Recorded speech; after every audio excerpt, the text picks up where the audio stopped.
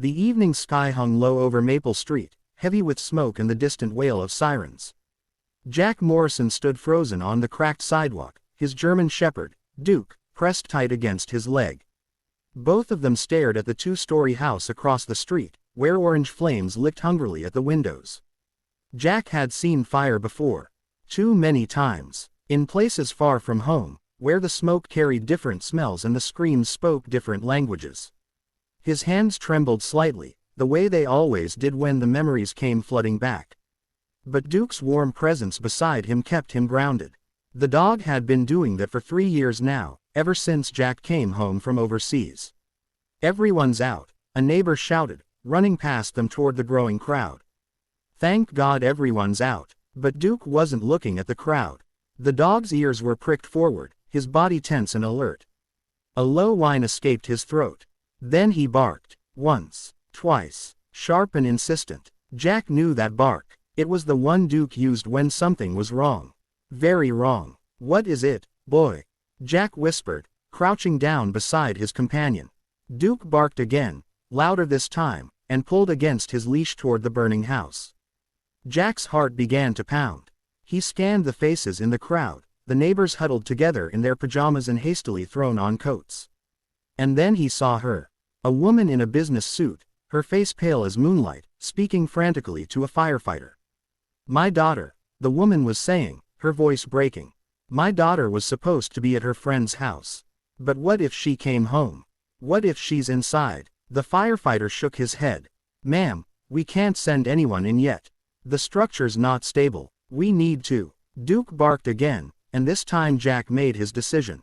His therapist had told him to avoid situations that might trigger his episodes. To stay safe. To stay calm. But there was a child in that house. Maybe. And Duke was never wrong. Jack's hand steadied as he unclipped Duke's leash. "Find," he commanded softly. Duke didn't hesitate. The dog bolted toward the house, and Jack ran after him, ignoring the shouts behind them. His army training kicked in as he pulled his shirt over his nose and mouth. The front door hung open, damaged by the fire. Heat rolled out like a physical force, but Jack pushed through it. Inside, the smoke was thick and black. Jack dropped low, where the air was clearer, and followed Duke's shadowy form. The dog moved with purpose, weaving through the burning living room, past the collapsing staircase. Jack's eyes watered, his lungs burned, but Duke kept going, toward the back of the house. In a small laundry room, behind an overturned basket of clothes, they found her. A little girl, maybe 6 years old, curled up small on the floor. She clutched a stuffed bear to her chest. Her eyes were closed. Jack scooped her up in one swift motion. She was so light, too light. He tucked her against his chest and turned back toward the entrance. Duke led the way, barking to guide him through the smoke. The heat was unbearable now. The house groaned and cracked around them. Jack didn't think. He just moved. And then they were outside. Fresh air hit his face like a blessing. Hands reached for the little girl. Paramedics surrounded them. Duke pressed close, and Jack sank to his knees on the grass, coughing hard. He didn't remember much of the next few hours. The ambulance, the oxygen mask, the police asking questions. He answered everything in a daze, only half present. Duke stayed by his side the entire time, a steady anchor. It was almost midnight when Jack finally returned to his small apartment 3 blocks away. He fed Duke, took a long shower, and fell into bed, exhausted. He figured that was the end of it. Another memory to file away. Another night that would probably visit him in his dreams. But the next morning, there was a knock at his door. The woman from the fire stood in his hallway. Her business suit was replaced by jeans and a sweater. Her eyes were red from crying, but there was a strength in her face.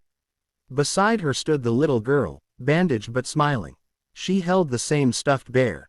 "Mr. Morrison," the woman said, her voice thick with emotion. "I'm Sarah Chen. This is my daughter, Emma. I don't have words big enough to thank you." Jack shifted uncomfortably. "Anyone would have." "No," Sarah interrupted gently. "Not anyone. You and Duke saved my daughter's life." She held out an envelope. "I'm the CEO of Chen Technologies. This is a check. It's not payment. You can't pay someone for what you did. But I want you to have it. For Duke's care. For yourself. For whatever you need. Jack looked down at Duke, who wagged his tail and moved toward Emma. The little girl giggled and hugged the dog's neck. Thank you, Emma whispered to Duke. Then she looked up at Jack. Thank you for being brave. Jack felt something crack open in his chest. Something that had been frozen for a long time. He took the envelope, but more importantly, he accepted their gratitude.